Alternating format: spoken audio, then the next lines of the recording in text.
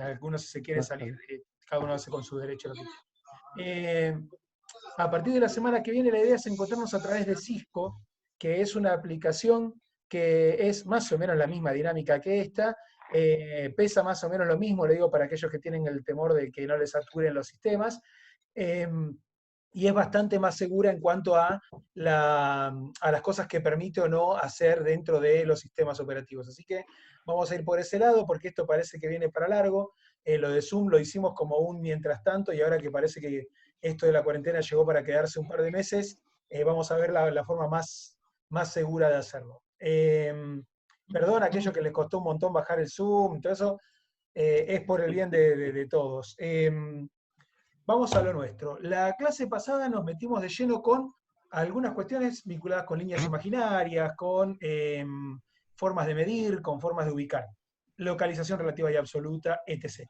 Lo que vamos a hacer hoy es tratar de llegar a describir un poco las teorías de tectónica de placas y de deriva continental y en base a qué se arman esas teorías.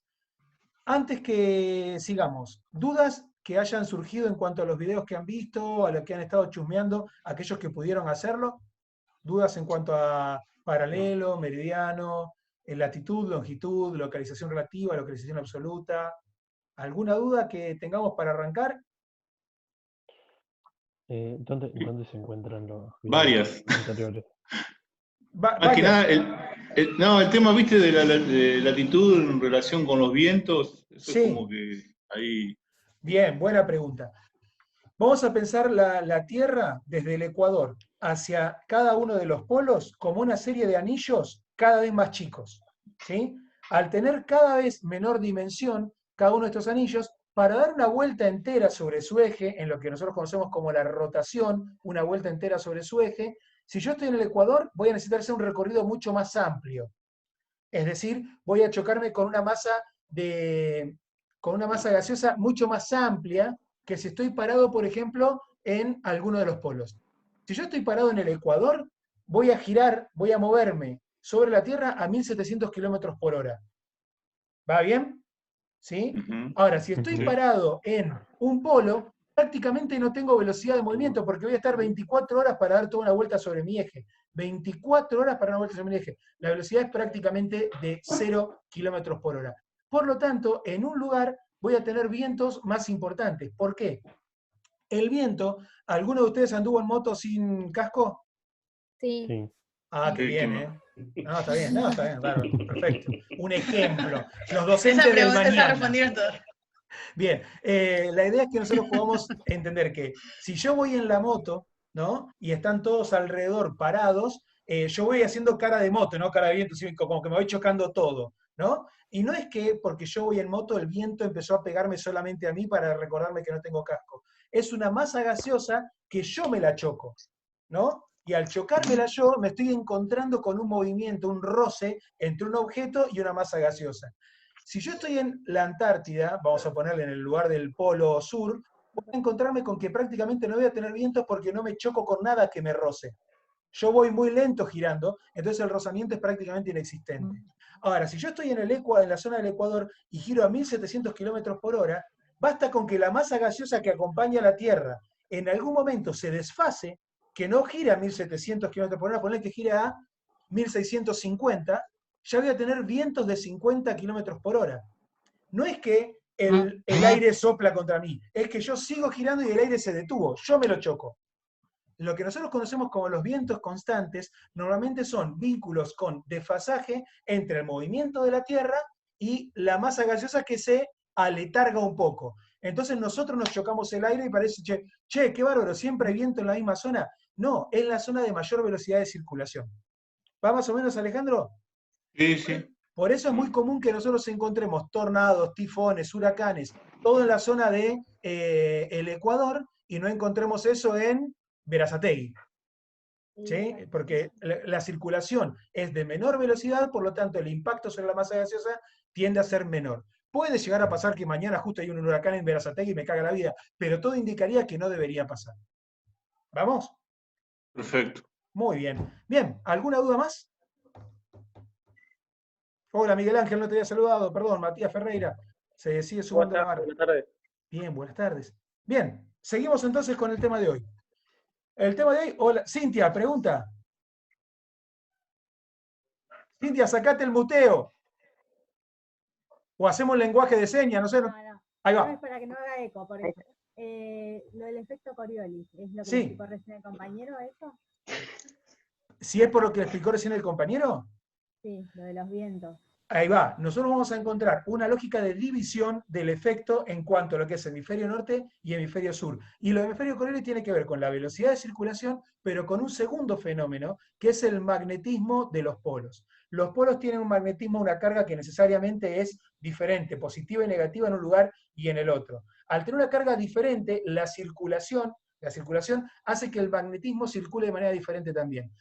Es tan difícil de identificar que solamente en pequeños movimientos de agua lo vamos a encontrar. A ver, no lo voy a encontrar en una pileta en la que yo tenga 5.000 litros de agua, ¿no? Pero en pequeños recipientes, por ejemplo, el ejemplo más tradicional que se da para entender esta lógica es los inodoros, ¿no? Y hay algunos que dicen que no en todos los inodoros, depende del formato, qué sé yo. Pero sí, tiene que ver con la localización de hemisferios ahí, en la cercanía de los vientos, pero también en la cercanía con el magnetismo que te toca, si es positivo o negativo. Ahora lo vamos a ver un poco cuando veamos la cuestión del paleomagnetismo. ¿Alguna duda más? Antonella, ¿ibas a decir algo? No. No, bien, sigo. Bien, entonces, hoy por hoy lo que nos interesaría como clase es avanzar en esta lógica de la teoría de la deriva continental. La teoría de la deriva continental la plantea un alemán, Alfred Wegener. Wegener se escribe Wegener con W porque en alemán la W se dice como B corta. Alfred Wegener va a proponer en 1924 la teoría. Ahora, vamos a tratar de ponernos en contexto. Hace casi 100 años. El tipo propone su teoría. ¿Cómo, Jerónimo? No, perdón. Ah, perdón, creí que me hablabas a mí. La teoría de la deriva continental, él la empieza a trabajar o a definir en 1915, 9 años antes. Pero el mundillo académico, tanto de la época como en la actualidad también podemos caer en ese dilema, es muy duro con los que ya están consagrados y los que quieren llegar a la consagración académica. A ver, vamos a ponerle que yo soy una figura consagrada de 1915 y hace años que no escribo nada. ¿Cuál es la mejor manera de mantenerme en vigencia? Leyendo investigaciones de los que vienen abajo mío. Entonces, si Alfred Wegener venía y proponía algo, todos estos grandes popes que tenemos en las ciencias estaban esperando para encontrarle el pelo al huevo, ¿no? El error, para hacerlo pelota y demostrarse como a personas que están por encima de él solamente por descubrir lo que el otro hizo mal, ¿no? Lo que hacemos todos nosotros cuando llega un mundial, ¿no? ¿Cómo puede ser que le pegó así? Es horrible y nosotros no sabemos ni caminar. Pero criticar es terriblemente fácil y nos pone en un lugar de altura extraordinario. Entonces Wegener, si bien en 1915 ya tenía una idea bastante clara de lo que quería presentar en su teoría de la deriva continental, no va a animarse a presentarlo por consejo de sus compañeros hasta 1924. ¿Qué es lo que dice en su teoría? Él dice que hace más de 300 millones de años existía una unión de todo lo que hoy nosotros conocemos como los distintos continentes en la Pangea. Pan es todo, ¿no? El panóptico de Foucault, las panregiones de Haushofer. Pan es como el absoluto, el todo. Pangea, geografía, la tierra, es toda la tierra junta, ¿no? Existía esta Pangea que gradualmente se ha ido dividiendo, primero en dos partes, la Eurasia y Gondwana, con un mar en el medio, ¿no? Y después en el planeta como lo conocemos hoy. Estos movimientos que plantea Wegener que existieron, se dan en base a le piden qué pruebas va a utilizar para esto, ¿no? Y utiliza algunas pruebas por momentos más creíbles que otras.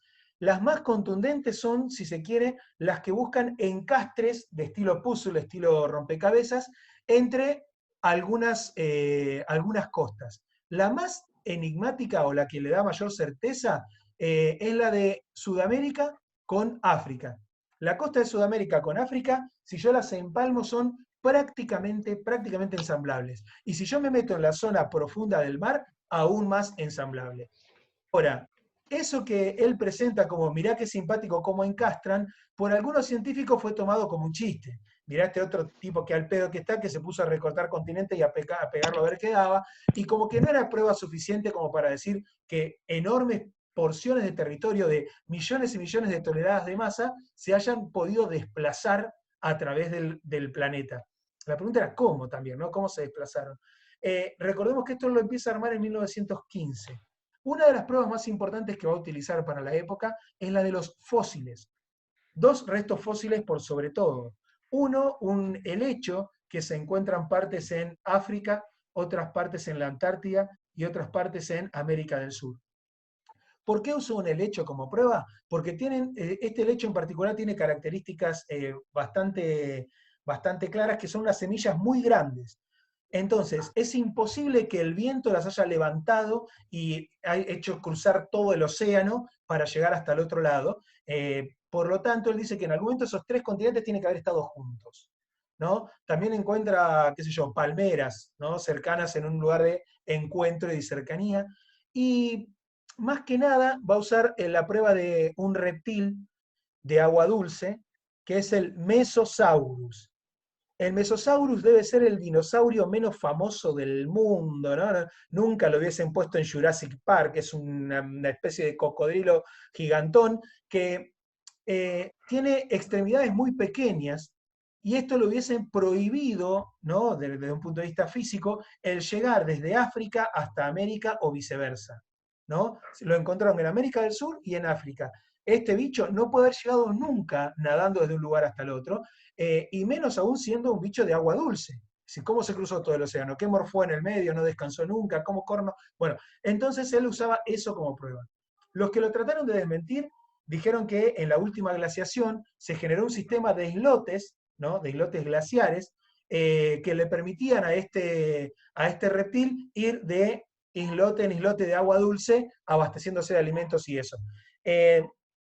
Por lo tanto, en un primer momento, las pruebas de Wegener fueron bastante bastardeadas y no le dieron mucha pelota que digamos. Con el correr de los años y con el correr de la Primera Guerra Mundial, empezamos a utilizar nuevas herramientas. ¿Qué aparece? Como en toda guerra, nueva tecnología para poder matar a los demás. Entonces, en la Primera Guerra aparece la radio y aparece el sonar. Vamos a utilizar estas 2 cuestiones para comunicarnos más efectivamente, y el sonar porque aparece por primera vez en una guerra los submarinos. Entonces hay que buscar la manera de hundir a estos bichos. Como aparece el sonar, que es ustedes saben cómo funciona, ¿no? Emana una onda y hasta donde llega rebota, tomamos el tiempo que tardó en rebotar y más o menos sacamos la distancia que tenemos de encuentro. Este sonar, además de ir encontrando submarinos, se iba encontrando con las distintas profundidades que tenía el océano, cosa que hasta ese momento no le dábamos pelota para absolutamente nada. Entonces aparece nueva información que empieza a darle de alguna manera la derecha a Wegener, aunque él ya de esto casi no se va a enterar porque lo había dejado de lado, porque él también era antropólogo y se dedicaba a otras cosas. Cuando aparece entonces la nueva información de distintas formas en el lecho marino, aparece la lógica de las dorsales marinas, ¿no? Estas grandes cordilleras oceánicas, y también las fosas marinas, ¿no? Estos grandes espacios de fisura. ¿Qué es lo que va a pasar? Para el año 1940-1945 nos va a encontrar la Segunda Guerra Mundial, por lo tanto, nuevos avances tecnológicos y millones de muertes, ¿no? Porque uno dirá, sí, no solamente estamos hablando de tecnología, lo sé, estamos hablando de esta cuestión nada más por ahora. En estos nuevos avances tecnológicos vamos a encontrar nuevas pruebas que van a ayudar a una teoría que va a surgir, que se va a conocer como la teoría de la tectónica de placas. La teoría de la tectónica de placas se agarra necesariamente de la teoría de la deriva continental como teoría madre y la profundiza. Lo que va a tomar es lo que se conoce como la composición de las partes internas de la Tierra. A ver, hasta ese momento había teorías de las partes internas de la Tierra, ¿no?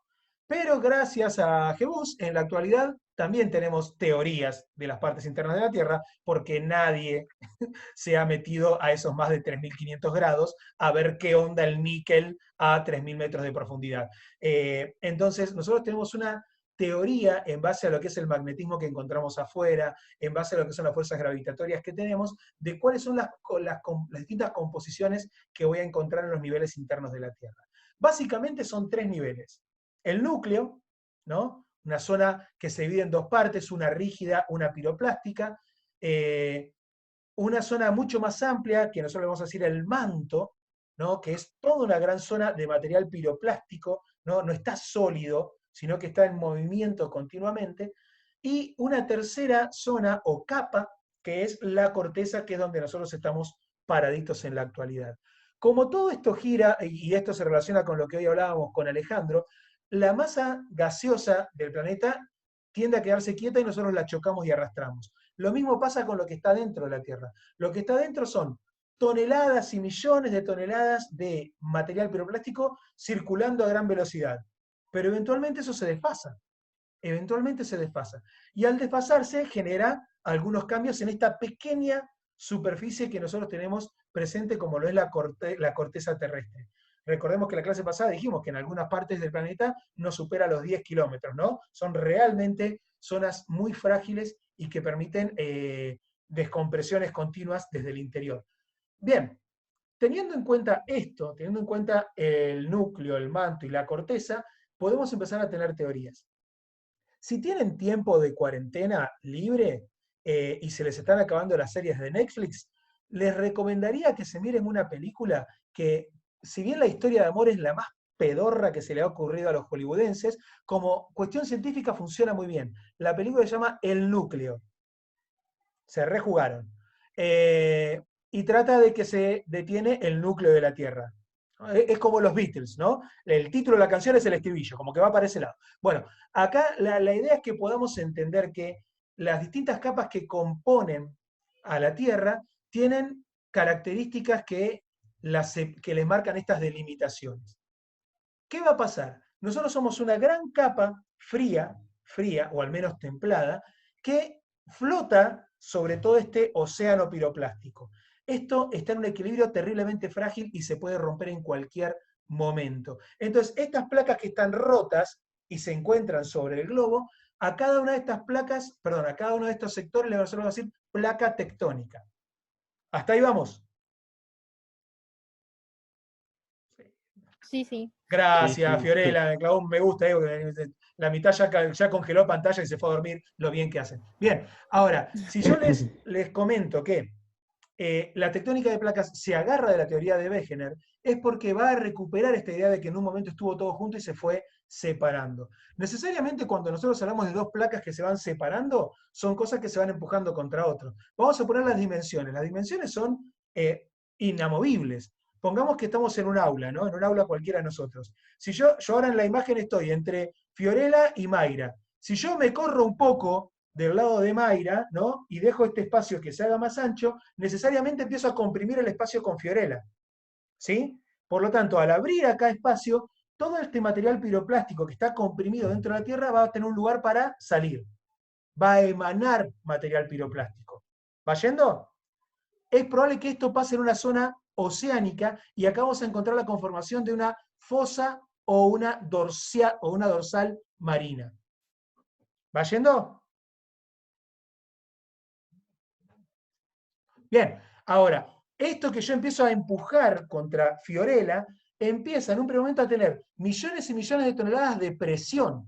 ¿Sí? Voy a tener presión que está de este lado y presión de este lado, perdón, empuje, presión en este punto. Esto puede resolverse de varias maneras. La más tradicional es la subducción. Una de las 2 zonas cede y va por debajo de la otra y empieza la elevación de lo que nosotros conocemos como la conformación de una cordillera. ¿Bien? Las cordilleras tardan mucho tiempo en crecer. Es más, nuestra cordillera de los Andes es una cordillera que se considera de las cordilleras jóvenes, es decir, todavía está en crecimiento. Obviamente, y esto no estamos descubriendo nada, si yo voy a Mendoza y me pongo a mirar así para el lado de la cordillera, no veo que crezca, ¿no? Lleva millones de años este proceso y es invisible al ojo humano. Bien, entonces, si yo me pongo a ver la teoría de la tectónica de placas, lo que voy a encontrar entonces es una cuestión vinculada con un movimiento continuo que va generando necesariamente zonas de riesgo. ¿A qué voy con esto? Cuando hablábamos el otro día de que lo más importante para Hollywood hoy, en base a esta ciencia que es la geografía catástrofe, sería una locura para nosotros el pensar que qué mal que se está por terminar el mundo. Mirá las señales que están apareciendo, por ejemplo, en el Pacífico, donde hay cada vez más terremotos o donde hay cada vez más vulcanismo. Es necesario que haya terremotos y que haya vulcanismo porque implica que la Tierra está en movimiento.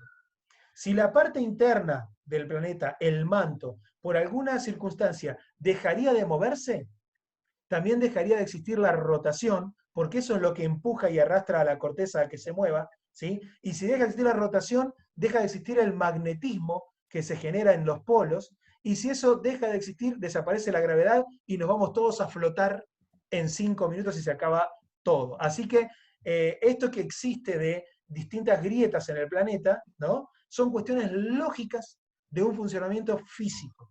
No pueden dejar de existir. Si no es que estamos haciendo las cosas mal, por eso el planeta está gritando, ¿no? Hablemos de las cosas con propiedad. Tiene que existir. Ahora, si la explotación exhaustiva en algunos sectores, no sé, si yo en la cordillera de los Andes dinamito toneladas y toneladas de roca para sacar litio, para sacar oro, lo que sea, y en ese movimiento lo que hago es favorecer la fricción de las rocas, bueno, ahí hay una colaboración del hombre, ¿sí? Y ahí ya nos metemos en una segunda discusión. Pero que existan los movimientos físicos es natural y tiene que seguir sucediendo. ¿Va yendo? Lo que nosotros tenemos que aprender como sociedad es que si esto va a seguir sucediendo, no sé, Daniel no estaría bueno que se vaya a vivir a la base de una montaña, ¿no? Sabiendo que esto puede pasar, no es que, pero la vista de acá, o Daniel, te vas a fundir en roca, ¿no? Pero bueno, tenemos que aprender como sociedad que hay zonas de riesgo y zonas que no, que nos lleva a nuestro segundo tema.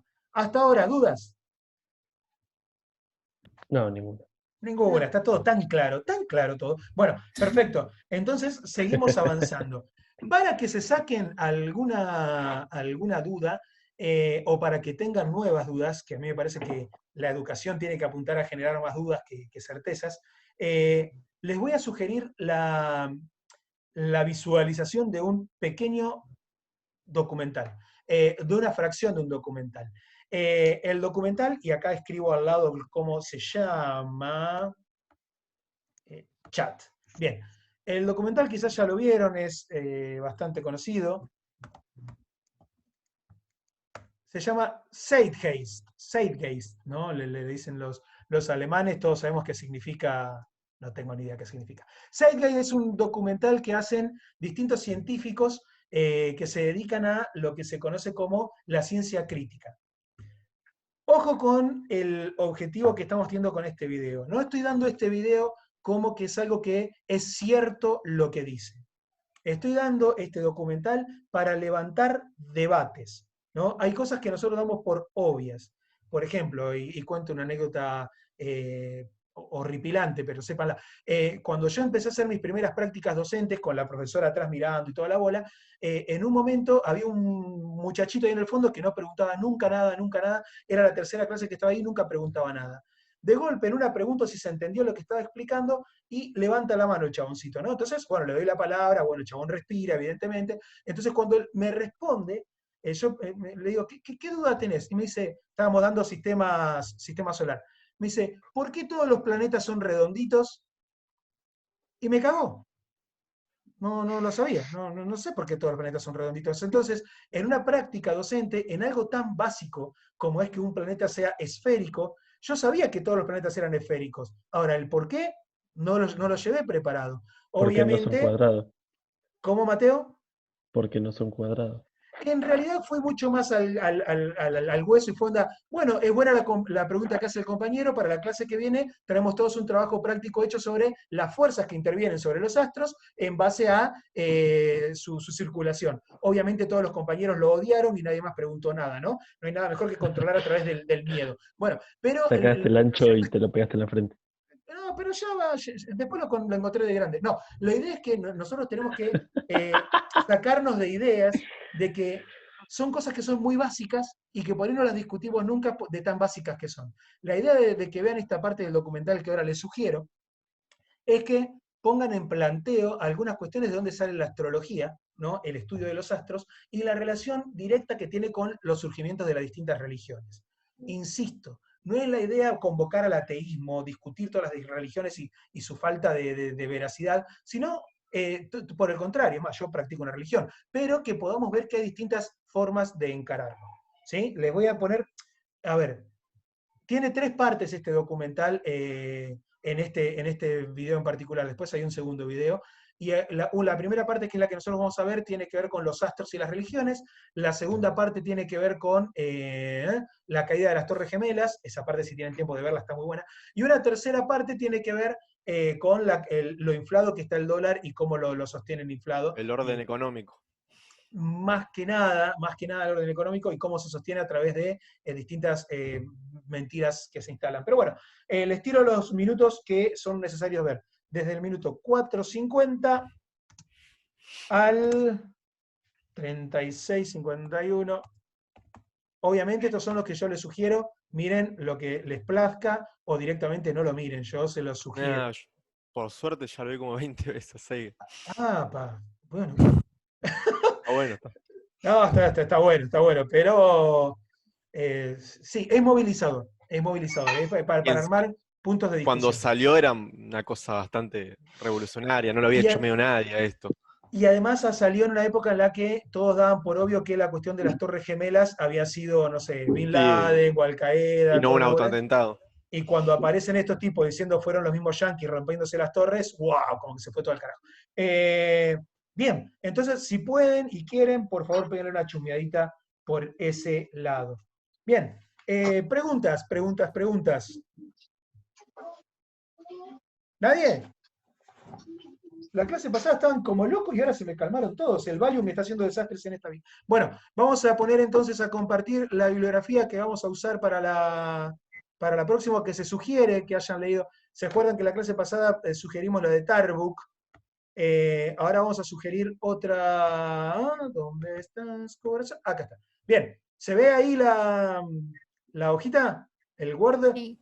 Bien. Sí. Los que se sugieren que vayan leyendo, el de Benehan, Roy y Vergara, que son las fuentes de energía y recursos naturales, es un texto introductorio, es un texto de tipo manual, en el cual van a encontrarse con toda la fuente de energía. Algunas los van a aburrir, ya entendí, renovable.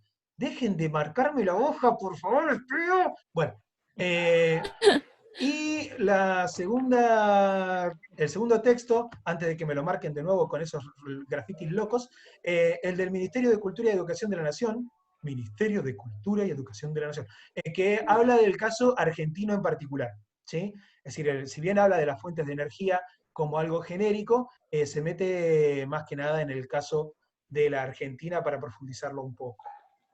Con el mismo ímpetu que lo vimos en las clases pasadas, la idea es que ustedes con esto no se asusten y digan, che, si no llego a leerlo para la clase que viene, qué garrón, sino que la idea es que lo vayan teniendo en claro, como que lo damos por leído, y si la próxima clase tienen alguna duda, la pueden traer y presentar por este medio, y no es necesario que lleguen al día del parcial sin saber de qué va.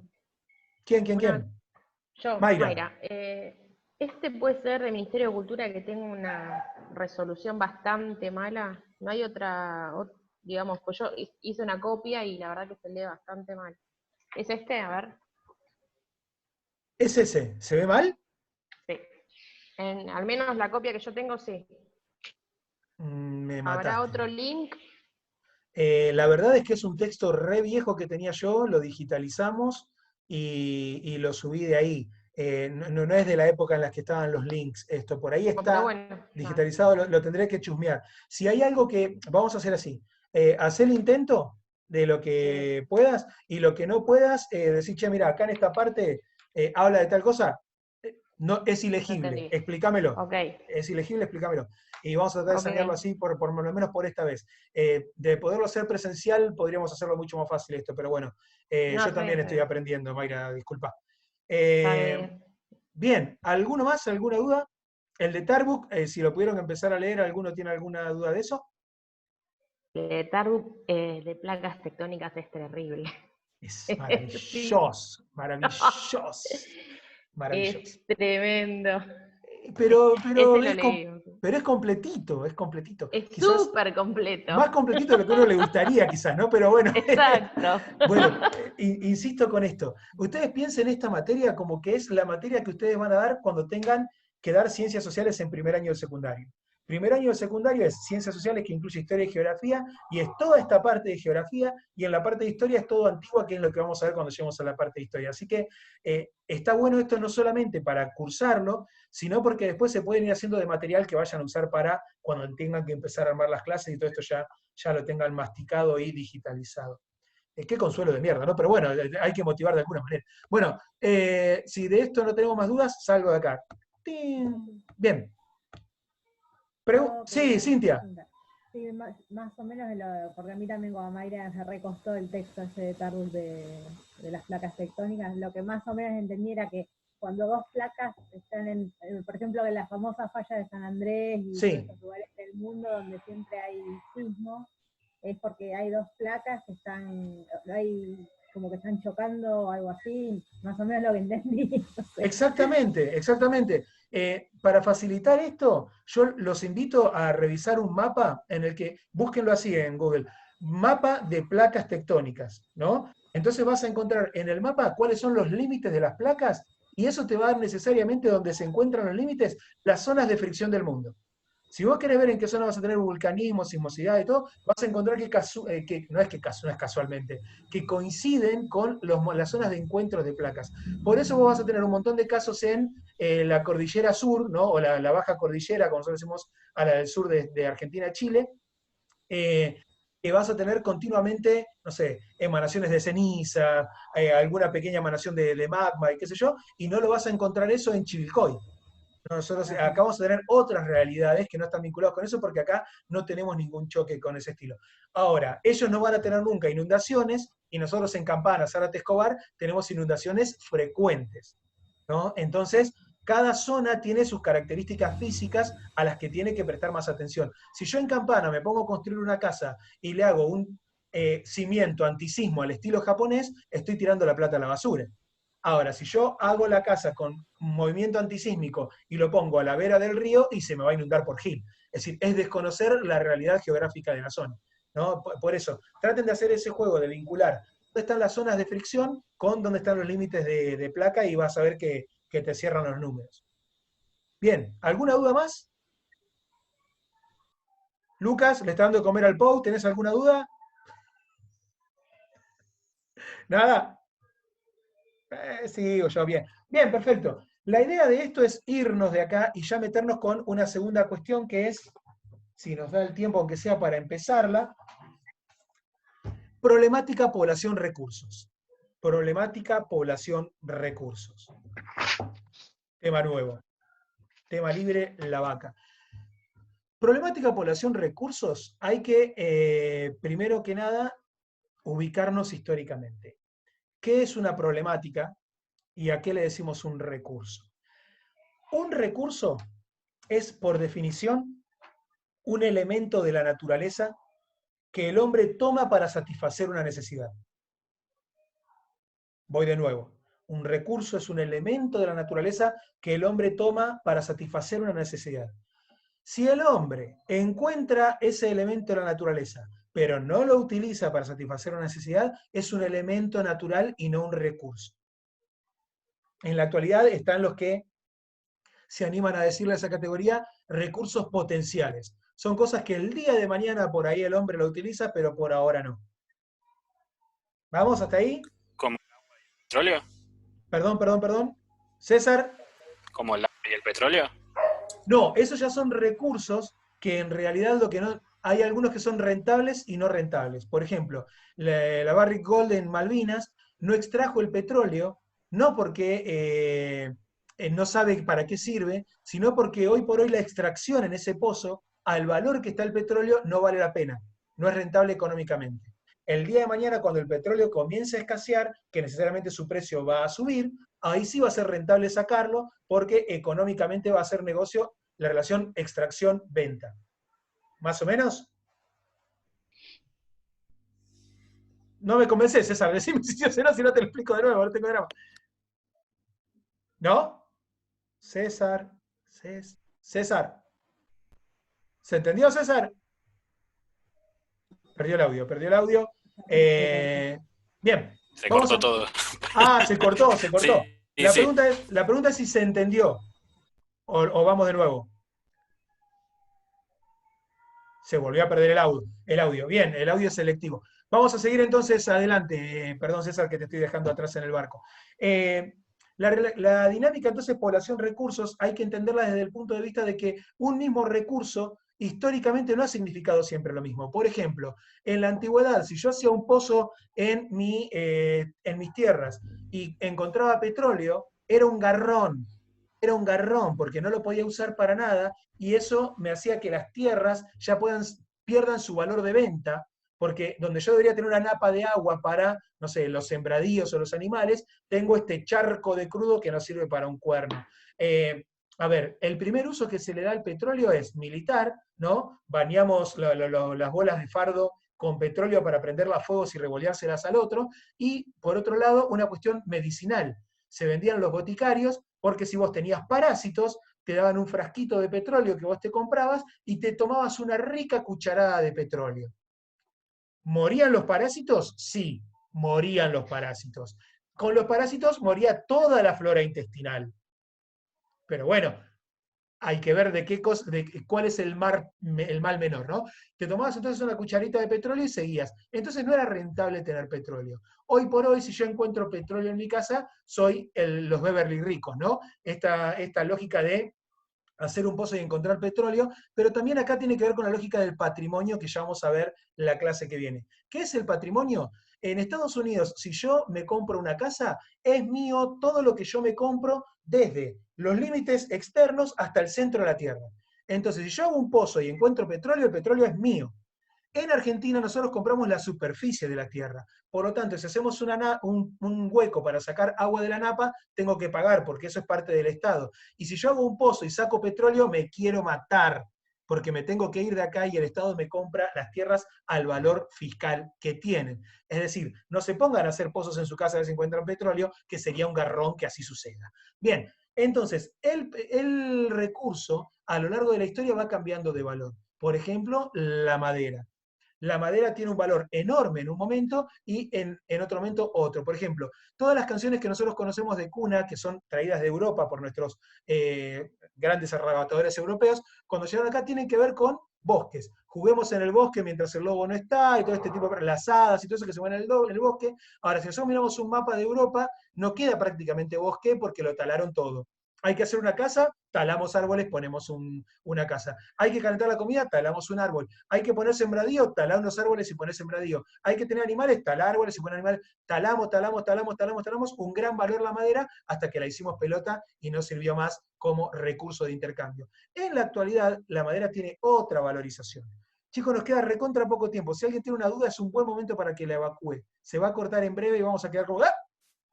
¿Ninguna duda? ¿No? Gracias, Alejandro.